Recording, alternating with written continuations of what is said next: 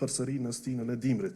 Pra edhe kjo mas është tejet e nevojshme dhe mbështet një numër të madh të familjeve në mënyrë që sadopak të lehtohet barra e sidomos tek faturat e energjisë elektrike në stinën e dimrit kur bën edhe më ftoft.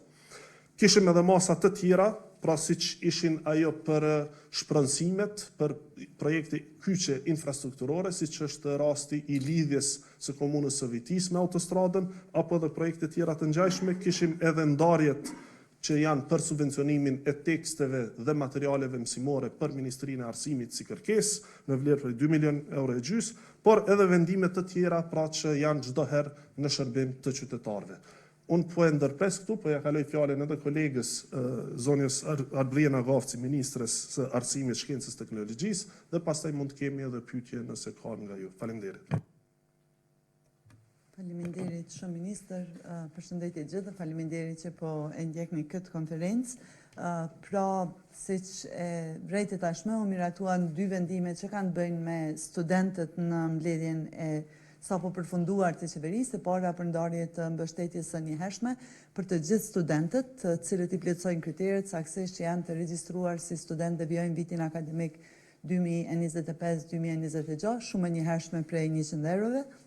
Ndërkohë që skema e dytë ka të bëjë me bursat e mobilitetit që do t'ju mundsohen studentëve dhe shumë se cilës mbaret prej distancës së tyre prej vendit ku studiojnë. Përveç kësaj, aktualisht që po flasim si Ministri e Arsimit, kemi të hapura edhe 7 thirrje për studentët e niveleve të ndryshme, për studentët të cilët vijojnë studimet në fushat STEM, vajzat dhe gratë me mundësinë prej 1.000 euro bursë për studentët që vijojnë në këtë nivel, për studentët elitar që vijojnë studimet në universitetet publike, po ashtu bursa në vlerë prej 1.000 euro për të gjithë studentët elitar me notë mesatare prej 9, me përjashtim të studentëve me nevojat veçanta të cilët nuk kanë kufizime, bursa për studimet jashtë vendit, për studentët që vijojnë studimet në nivelin bachelor është në vlerë prej 5.000 eurove, për ata në nivelin master është në vlerë prej 8.500 eurove, njëjtë është edhe për studimet postdoktorale në vlerë prej 1.000 euro për studentët gjithsesi studiuesit që i vijojnë këto studime në top 1.000 universitetet më të mira në botë. Përveç kësaj janë edhe bursat për studime për studentët e komuniteteve Roma, Shkali dhe Egjiptian dhe për studentët që janë me aftësi të kufizuara. Pra, gjithsej 7 skema të bursave, 7 thirrje të hapura, disa prej tyre të filluara si skema të reja në qeverinë Kurti dhe me këtë ndjehemi, domethënë, që po bëjmë gjithë çka është e mundur që të ofrojmë të gjitha mundësitë për studentët tonë, përveç që kemi bërë arsimin e lartë publik pa pagesë që në vitin 2021, jemi në mbështetje të plotë të gjithë studentëve në mënyrë që të krijohen mundësitë e barabarta për të gjithë për të arritur maksimumin e tyre gjatë studimeve të larta. Faleminderit shumë. Përshëndetje, jam Valbona Bytyqi prej KTV-s. A mundeni me na sqaru se cilat janë arsyet që bursa mobilitetit është lansuar, nëse mund ta quaj kështu, një javë para ditës së zgjedhjeve, po ashtu e njëjta pyetje vlen edhe për ndarjen e shtesave ose e parave të tjera, pasi që vazhdimisht ka kritika, ka pasur edhe për juve kur keni qenë në opozitë, për vendime të tilla që mbështesin qoftë studentët, qoftë qytetarët në nevojë në kohë të fushatës. Faleminderit. Po besoj që jeni të njoftuar që viti akademik fillon tash këtë muaj. Pra kjo është arsyeja. Po të kishte fillu viti akademik më herët, do të ishte bërë më herët. Po të kishte fillu viti akademik në janar të vitit të ardhshëm, do të ishte bërë në janar të vitit të ardhshëm. Pra kjo është ndërlidhur me vitin akademik dhe është një premtim, pra bursa e mobilitetit, siç edhe thash, është dhënë si premtim në janar të këtij viti. Pra ne kemi supozuar që deri më tani institucionet do të ishin e përmbyllur procesi i formimit të institucioneve të reja dhe ky premtim do të fillonte zbatimin në vitin akademik të ri. Por me qenë se jemi në situatën si qeveri në detyrë, megjithatë kjo nuk na ka ndaluar që ne të vazhdojmë tutje dhe ta zbatojmë këtë premtim që kemi dhënë si qeveri Kurti 3, pra ta zbatojmë për këtë vit akademik. Pra më krejt çka mund të them është që ndërlidhja është bërë me vitin akademik. Dhe sa i përket mbështetjes për student, mbështetjes së njëhershme, as kjo nuk është hera e parë që bëhet. Pra kemi edhe viteve të mëparshme që kanë ndodhur, besoj si gazetar nëse keni përcjellur e dini që spaku në 2 raste, pra 2 vite radhazi ka qenë mbështetje e tillë për të gjithë studentët, sidomos pra kur është në pyetje fillimi i vitit të ri akademik, me që rasteve mund të ketë shpenzime shtesë qoftë rilokimit, zhvendosjes apo edhe blerjes së pajisjeve të nevojshme për fillimin e vitit akademik. Nëse mundem, ndoshta vetëm sa për informat, do të thonë gjatë gjithë këtij mandati ne kemi pas në vijimsi skemat e reja të bursave. E dini që kemi filluar skemen e re për mbështetje të vajzave dhe grave që studiojnë në fushat STEM. Kemi filluar për herë të parë skemen e mbështetjes së studentëve që vijojnë studimet në top 150 universitetet për nivelin master.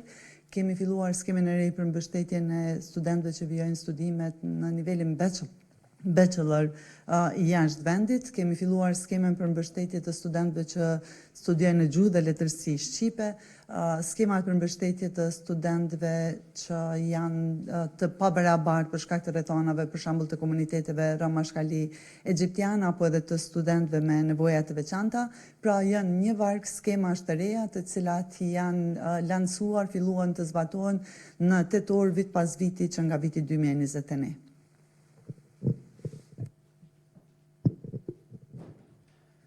Antigoni Sufi, gazetare në Kallca.com. Ministër Murati, kam një pyetje në lidhje me planin e rritjes. Komisioni Evropian në përgjigjen e fundit që na ka kthyer ka tërhequr vëmendjen që mekanizmi është i përkohshëm dhe Kosova sa më shpejt do të ratifikuar këtë marrëveshje, apo rrezikon Kosova me hub për milionat që janë që ka planifikuar Komisioni Evropian për Kosovën. Gjithashtu edhe një pyetje në lidhje me numrat për qeveri. Ka shfryzuar vendosja këtë kohën e mosës së përkohshme për me bë bisedime me partitë e tjera në lidhje me numrat për qeveri. Faleminderit.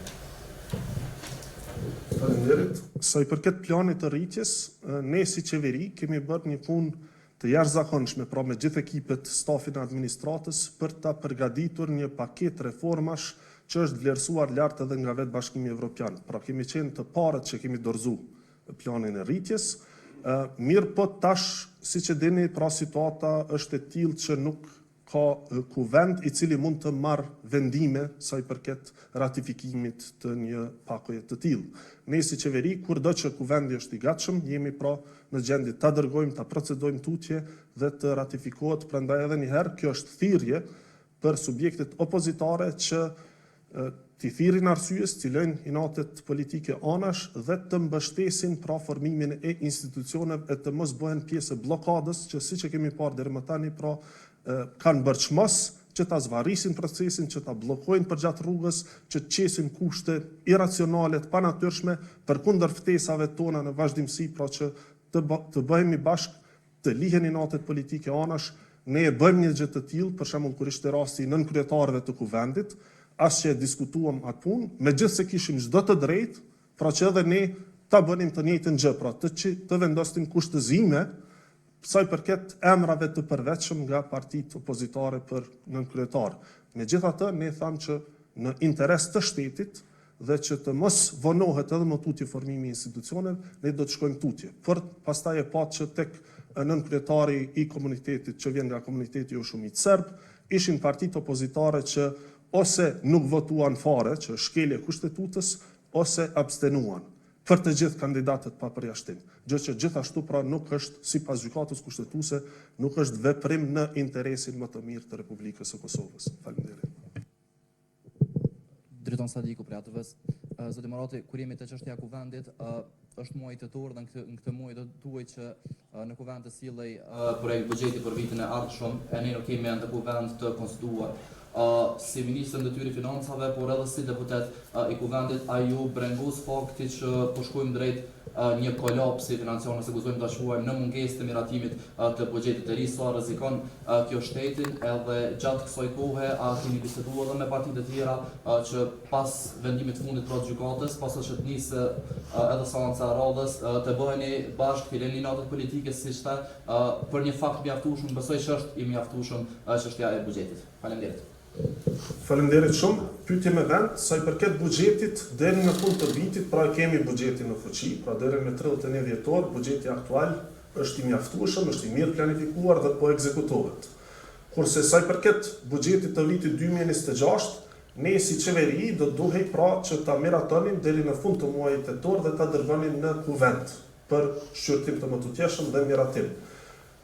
Po të varej prej neve, kuvendi ka qenë i konstituar, si që dini. Do të thonë me përmbylljen dhe me ezaurimin e opsioneve për të zgjedhur njërin nga 5 nënkryetarët dhe njërin nga 6 anëtarët e kryesisë, kuvendi do të ishte i konstituar dhe ne do të procedonim tutje edhe me zgjedhjen e qeverisë dhe potencialisht pra para fundit të muajit tetor edhe me votimin e buxhetit. Megjithatë ishte gjykata kushtetuese që vendosi që kuvendi nuk mund të konsiderohet i konstituar dhe ende nuk e ka publikuar vendimin pra se si të procedohet tutje. Momentin që kemi vendimin e plot dhe të thirret seanca dhe të shohim se si mund të procedohet tutje, patjetër që ne do të bëjmë çmos, siç kemi bërë deri më tani, në të mirë të shtetit, në të mirë të Republikës dhe të sigurohemi që institucionet pra funksionojnë në mënyrë të vazhdueshme siç kemi bërë deri më tani. Sepse po të dëgjoheshin opozita, nuk do të kishte as institucione, sepse siç e dini patën kërku që me ilshu dhe zyret. Do të thonë për sa muj, besoj që do të ishte katastrofike për vendin për që të mos kishte persona apo kryeministër apo qeverinë në detyrë që megjithatë menaxhon me vendin, me ekonominë e vendit dhe me institucionet e Në shtetit. të mirë të shtetit, a e votoni një kandidat të listës së për nënkryetar, nëse kjo varet për çështjen e buxhetit? Në të mirë të shtetit ne kemi votuar një kandidat nga komuniteti jo shumicë serb për nënkryetar. Kanë qenë parti tjera që nuk e kanë votuar asnjë. Faleminderit. Shpat aktualit të vënëm, zoti Murati, çfarë po ndodh me çështjen e sanksioneve, në të cilat shtete ekziston më shumë skepticizëm, pra janë bërë më shumë se 2 vjet që Kosova ka punuar në sanksione, pavarësisht që e shefi i Mancërkani Joseph Borrell ka thënë se Tomasa duhet të hiqen. Atëherë pse Tomasa vazhdojnë të jenë akoma në fuqi? Po besoj kjo është pyetje për vetë pra Bashkinë Ndërkombëtare dhe Komisionin Evropian në këtë rast, apo për zyrën e Bashkimit Evropian këtu, nuk mund t'ja përgjigje, ne si qeveri kemi bërë çdo gjë pra sa i përket sigurimit të stabilitetit në vend. Siç edhe dini, pra ka muaj e vitit tashmë që nuk ka eskalim të situatës në territorin e Kosovës dhe çfarë do faktori destabilizues që mund të ketë ekzistuar brenda territorit më nuk ekziston. Pra i vetmi rrezik që mund vijë është nga jashtë territorit të Kosovës, gjë për cilën ne në vazhdimsi kemi protestuar dhe kemi ngritur zërin, e që bëhet edhe në vijimsi. Pra pyetje të tilla po besoj që përgjigjen duhet ta japin vetë organet pra që kanë vendosur masat e tilla. Faleminderit.